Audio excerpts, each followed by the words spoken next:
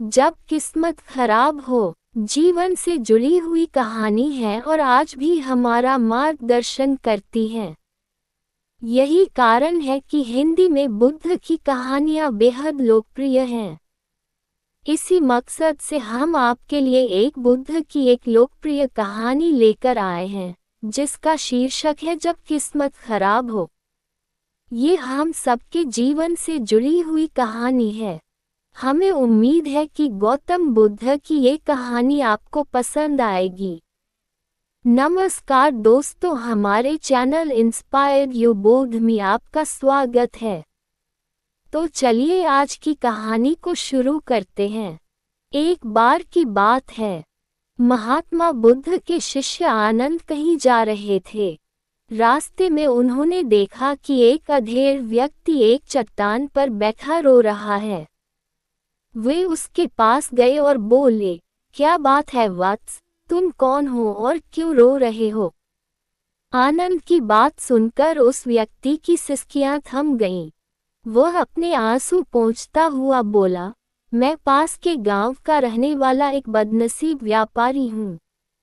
मैं जो भी काम करता हूँ वह बिगड़ जाता है।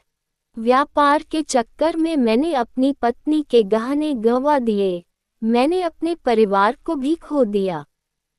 यहाँ तक कि मेरा घर भी गिरवी पड़ा है। मुझे तो लगता है कि मैं किसी काम का नहीं हूँ। मेरी किस्मत ही खराब है। उसकी बात सुनकर आनंद बोले, तुमसे किसने कहा वत्स कि तुम्हारी किस्मत खराब है? जरा मैं भी तो जानूं कि तुम्हारी किस्मत में क्या खराबी है। वह व्यक्ति बोला, पहले मैं खेती करता था, पर हर साल उसमें घाटा होता था। कभी सूखा पड़ जाता, तो कभी ज्यादा बारिश के कारण फसल बर्बाद हो जाती। इससे परेशान होकर मैंने व्यापार करने का निश्चय किया। मैंने पत्नी के गहने बेचकर अपना व्यापार शुरू किया, लेकिन मेरा व्यापार नहीं चला। शुरू में परिवार वालों ने मेरा साथ दिया, लेकिन जैसे जैसे मुझे नुकसान होने लगा, मेरे परिवार वाले भी मुझसे दूर हो गए। मैं ये सब उनके लिए ही कर रहा था, लेकिन अब वे लोग मुझे देखकर नजरें फेर लेते हैं और मुझे ही मेरे परिवार की दुर्दशा का जिम्मेदार ठहराते हैं।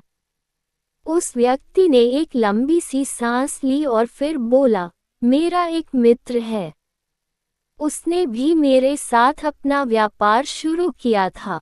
उसका व्यापार अच्छा चल रहा है। वह जब भी मेरे घर आता है तो अपनी सफलता की कहानियां सुनाता है। उसकी बातें सुनकर मेरे घर वाले भी कहते हैं कि उसे देख और कुछ सीख। हमें तो लगता है कि तेरे वश का कुछ भी नहीं है। उन लोगों की बातें सुन कर अब तो मुझे भी लगने लगा है कि शायद मेरे वश का कुछ भी नहीं है। अब तो मुझे अपना जीवन ही व्यर्थ लगने लगा है। मेरे मन में ख्याल आता है कि अपना जीवन समाप्त कर लूं। मैं यहाँ आया भी इसी इरादे से था, लेकिन हिम्मत नहीं कर पाया।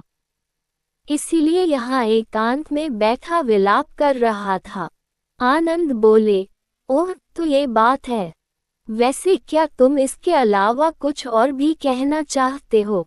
उनकी बात सुनकर वह व्यक्ति बोला, एक ओर मेरा हर काम खराब हो जाता है, दूसरी ओर मेरा मित्र है जो हर समय मुझे नीचा दिखाने का प्रयत्न करता रहता है। मुझे समझ में ही नहीं आता है कि मैं क्या करूं। आनंद बोले, क्या तुम अपने मित्र की बातें सुनकर दुखी हो जाते हो? हाँ, मैं उसकी बातें सुनकर स्वयं दुखी हो जाता हूँ, उस व्यक्ति ने जवाब दिया। आनंद ने पूछा, तुम्हें किस बात का दुख होता है? अपने असफल होने का या फिर मित्र के सफल होने का? उनका सवाल सुनकर वह व्यक्ति एक पल के लिए सोच में पड़ गया। फिर वह बोला, अगर सच कहूं तो मुझे अपने असफल होने का उतना दुख नहीं होता है जितना कि मित्र के सफल होने का होता है। अर्थात यदि तुम्हारा मित्र असफल हो जाए तो तुम्हें खुशी होगी। आनंद ने प्रश्न किया। वह व्यक्ति बोला, हाँ, मुझे बहुत खुशी होगी। इसका मतलब है कि तुम्हारी खुशी तुम्हारे मित्र पर निर्भर है। आनंद बोले, अगर वह चाहे तो तुम्हें खुश कर सकता है, और अगर वह चाहे तो तुम्हें दुखी कर सकता है। तुम स्वयं से न तो खुश हो सकते हो और न ही दुखी हो सकते हो। अर्थात तुम अपने मित्र के गुलाम हो गए हो, इसलिए तुम्हारा कुछ नहीं हो सकता। ऐसा न कहे महात्मन।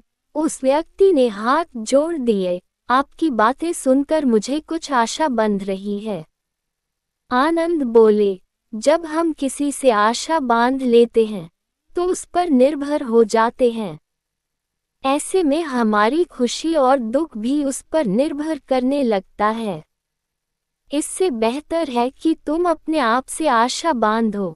जब तुम ऐसा करोगे, साथ ही पूरे जतन से काम करोगे, तो तुम्हें सफलता अवश्य प्राप्त होगी।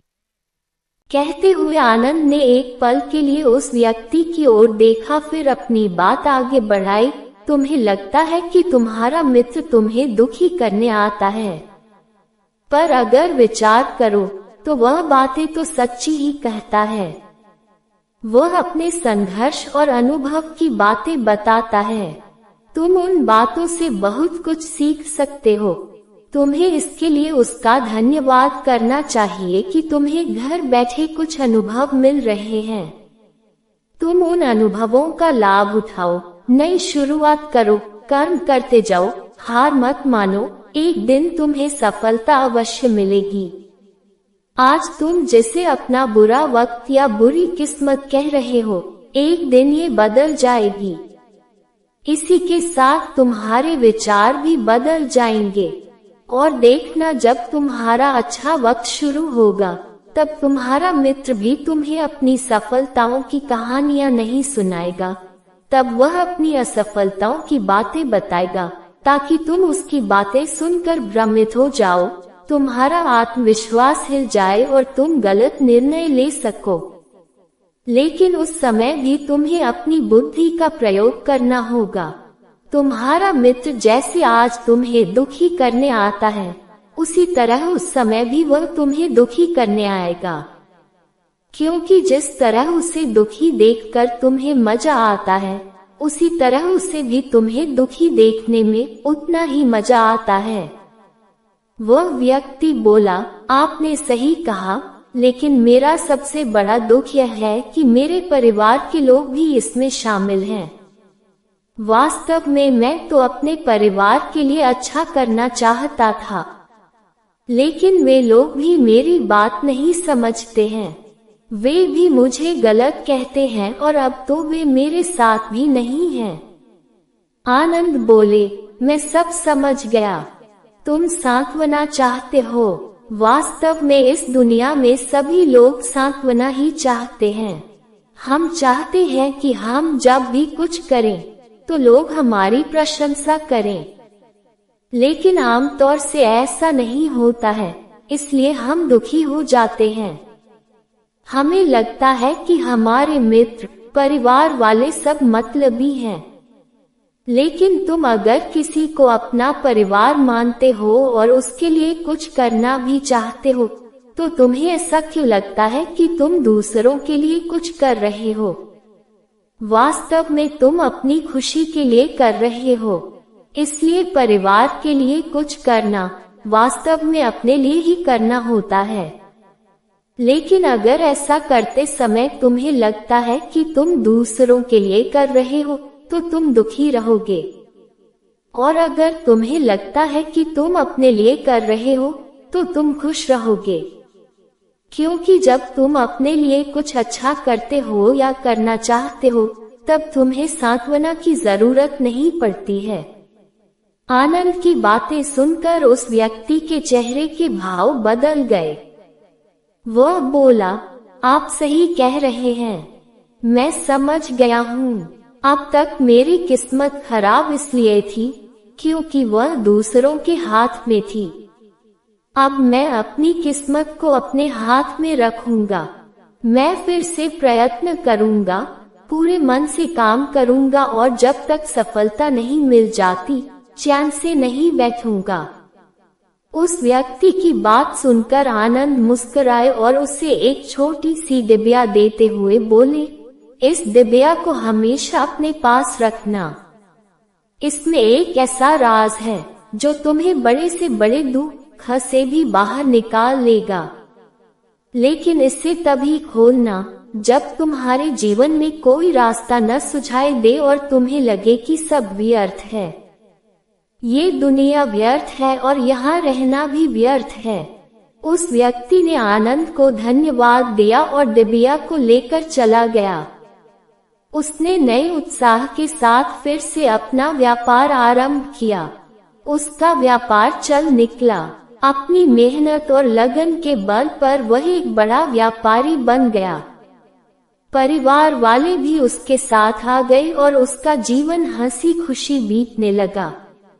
अब वह भूतकाल का रोना छोड़ चुका था।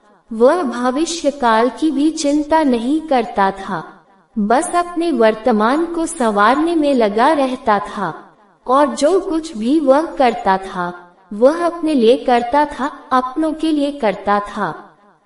इसलिए वह प्रसन्न था। उसके जीवन में अब कोई दुख नहीं था। लेकिन वक्त हमेशा एक जैसा नहीं रहता है, वह बदलता रहता है।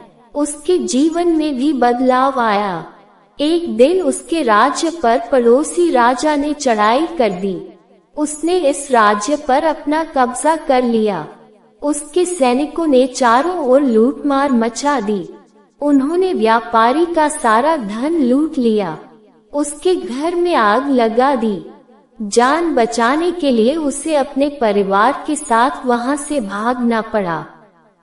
वह व्यक्ति अपने परिवार के साथ कई दिनों तक इधर उधर भटकता रहा। वह दाने दाने को मोहताज हो गया। उसका बच्चा बीमार हो गया। इलाज के अभाव में वह तड़पने लगा। ये देखकर उसका हृदय चीत्कार कर उठा। वह कैसे अपने बच्चे का इलाज कराए? उसके पास तो खाने के लिए भी पैसे नहीं थे। ऐसे में उसे एक बार फिर निराशा ने घेर लिया। उसे लगने लगा कि उसका जीवन व्यर्थ है, सारी दुनिया व्यर्थ है, किसी भी बात का कोई मतलब नहीं है। भले ही आप जीवन में कितना भी कुछ कर लो, कितनी भी सफलता हासिल कर लो, पर अंततः ये जीवन समाप्त ही होता है। तो फिर ऐसे में जीवित रहने का क्या फायदा? इससे तो अच्छा है कि वह अपना जीवन समाप्त कर ले। लेकिन तभी उसके दिमाग में आनंद की दी हुई डिबिया कौंध उठी। उसने उत्सुकता के साथ उसे खोला। डिबिया के भीतर एक पर्ची रखी हुई थी। पर्ची पर कुछ लिखा हुआ था। उसे पढ़कर उसकी आंखों के आगे छाया निराशा का अंधेरा छट गया और वह मुस्कुरा पड़ा। पर्ची पर लिखा हुआ था, ये समय भी बीत जाएगा। उसने डिबिया को अपनी मुट्ठी में भींच लिया और एक नई शुरुआत के लिए उठ खड़ा हुआ। दोस्तों, अगर आप भी ऐसी ही परिस्थिति से गुजर रहे हैं तो निराश न हो। अपने अतीत पर शोक मत करें, न ही भविष्य की चिंता करें। अपने वर्तमान को जिएं और उसे बेहतर बनाने के लिए सच्चे मन से प्रयत्न करें। यकीन जानें, जल्दी ही आपकी किस्मत भी बदलने वाली है।